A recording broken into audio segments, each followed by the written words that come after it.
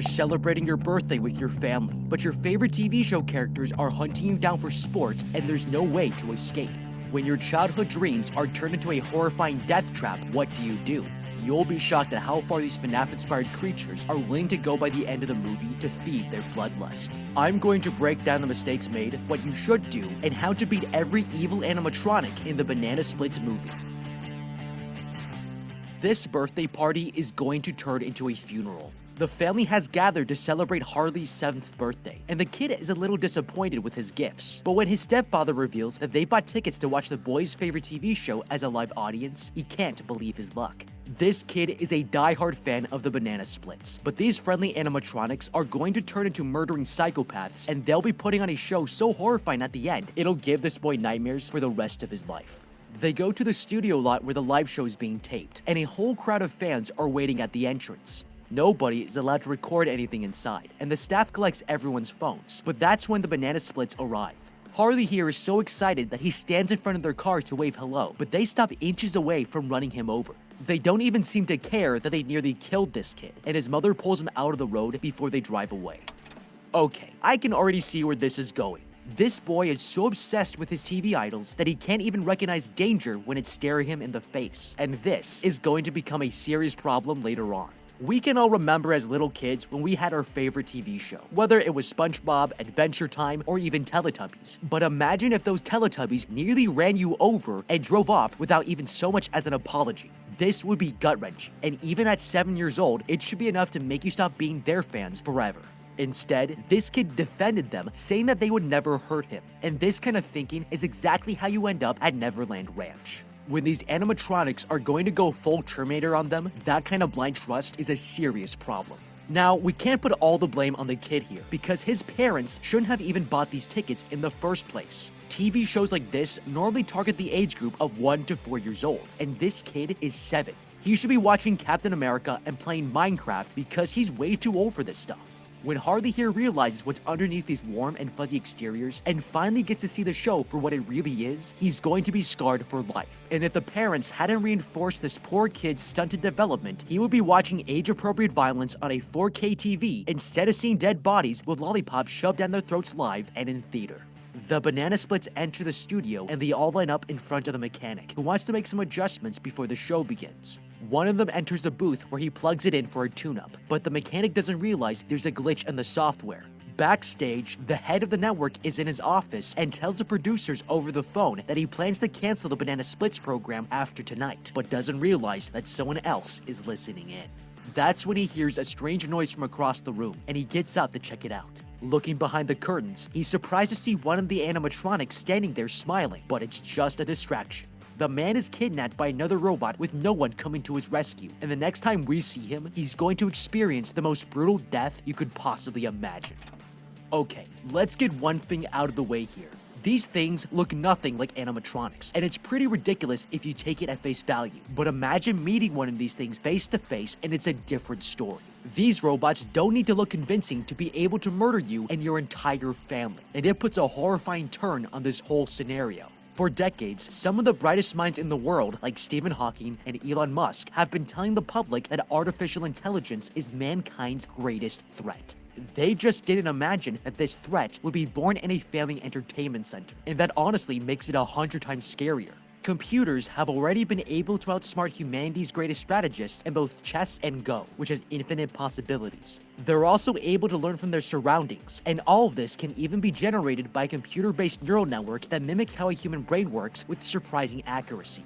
Even on a physical level, Boston Dynamics have been able to develop robots that can run, walk like a human, and travel difficult terrain. It's only a matter of time that these are combined into a highly logical, conscious mind that can fight back and think for itself. And when you put all that deadly potential into these 4 creatures here, we should be pissing our pants. Which is exactly why they need to protect themselves from AI with a wallet built with RFID blocking technology. Is your wallet bulky, heavy, and uncomfortable?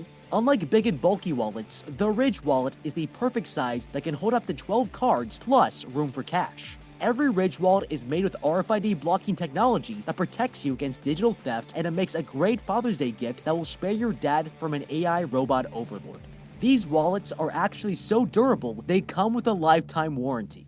This one I personally love is made out of carbon fiber, which is very lightweight but 5 times stronger than steel, guaranteed to survive an apocalypse. In fact, the wallets have over 40,000 5-star reviews, and the Ridge team is so confident you'll like their wallet, they'll let you test drive it for 45 days, and you can send it back for a full refund if you don't absolutely love it. Just imagine these gore-seeking animatronics getting access to all that you hold dear.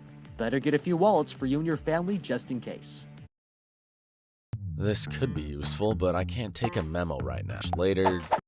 Use my link in the description, ridge.com/howtobeat, and my coupon code HOWTOBEAT to get 10% off your Ridge wallet purchase. Thank you to the Ridge wallet for sponsoring this video. The show begins, and all the kids are excited to see their favorite characters as they walk onto the stage. There's Fleagle the dog, Snorky the elephant, Bingo the ape, Drooper the lion, and Stevie here. Everyone is enjoying the show, and the group plays their theme song to close the set. But that's when Drooper violently knocks the man's leg out from under him. They all laugh, but Harley here realizes something is very wrong with the animatronics. His mom thinks it's just a part of the show, but he's the only one in the audience that can tell these robots are not behaving normally, and they're all going to realize that this will turn into a bloodbath, starting with Stevie here. Backstage after the show, Stevie is completely wasted, and is pissed off at Drooper for knocking him down on stage. Taunting the robots, he tells them that he hates performing with them every single night before he walks into his changing room and closes the door. But Drooper here decides to take it personally. Later, the man finds the robot inside his room and tells it to leave, but it won't move. He spits a mouthful of alcohol in its face, but the robot snatches a giant lollipop off a shelf, grabs the man, and shoves the whole thing straight down his throat. Blood starts gushing out of his mouth, and he becomes the first person to be brutally murdered by the banana splits. Okay, Stevie here never had a chance, and his first mistake was being a blackout drunk. Through the course of this man's evening, he's had 9 drinks of whiskey, and he was already half naked in a bathrobe when we started counting his drinks. Now, I don't know where that is on a drunk scale, but if the man wasn't hammered, there's one thing he could have done that might have given him a chance. Even if this machine is stronger than you and can't feel pain, it still needs to see and hear in order to interact with its environment, and that's exactly why I would go straight for the eyes to defeat it. When you're in a situation like this, you need to react quickly and use what you have around you. And right now, the closest thing around us are racks of clothes. So the best thing to do here is grab these clothes and throw them over the animatronic's eyes to block its vision for as long as possible. A robot would most likely want to deal with its impaired vision as a priority because it leaves it vulnerable to attack.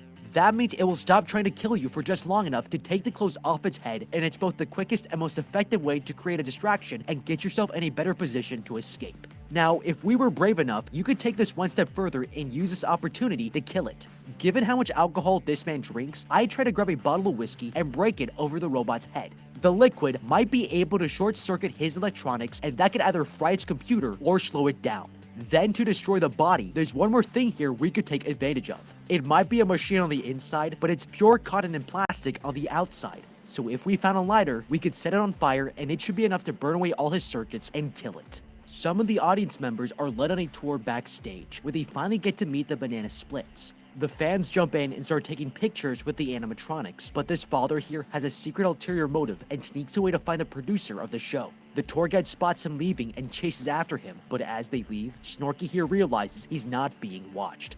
This animatronic has already killed dozens of people and has thrown their bodies down in the basement. Outside the studio, the stepfather has managed to get his phone back, but when his wife finds him, he quickly hangs up. He tells her he's been sorting things out with the office, but she doesn't believe him and takes his phone out of his hand, finding out he's been having an affair with his assistant. Austin comes out to confront the man, but the stepfather is fed up with both of them and says he'll wait by the car. Now Snorky here has the man alone, and the stepfather doesn't realize that he's about to be hunted for sport.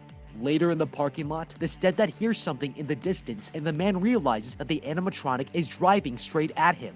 He starts running for his life but drops his phone, and Snorky runs it over with his car. The stepfather finds a security guard standing in the guardhouse and reaches out to the man for help, but is shocked to find the guy's head fall off and into his hands. Horrified at what he's holding, the man backs away, and Snorky runs him down with his car.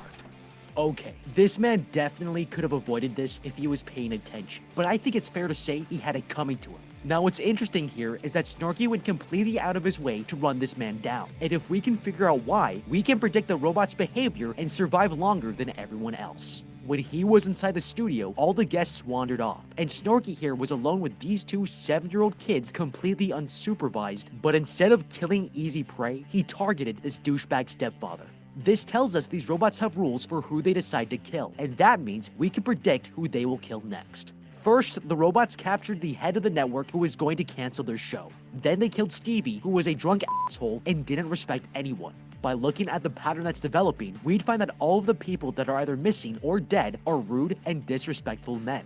We don't know anything about the security guard, but earlier when he stopped them and the boy was excited to meet the banana splits, this was his expression. So he probably fits the profile too. With all this in mind, this guy will be hunted if he tries to go back and save his family. And since he's already cheated on his wife, he might as well leave them behind because he had a great chance to escape here.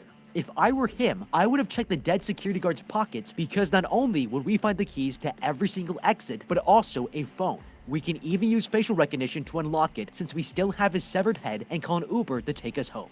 It's definitely low-life behavior, but at this point, dealing with the cops might be easier than dealing with the wife. So for a man who's already willing to throw away his family, it's the most logical decision to make. Meanwhile, Dad and his girlfriend start live streaming using his girlfriend's phone and decides now is the perfect moment to propose to her.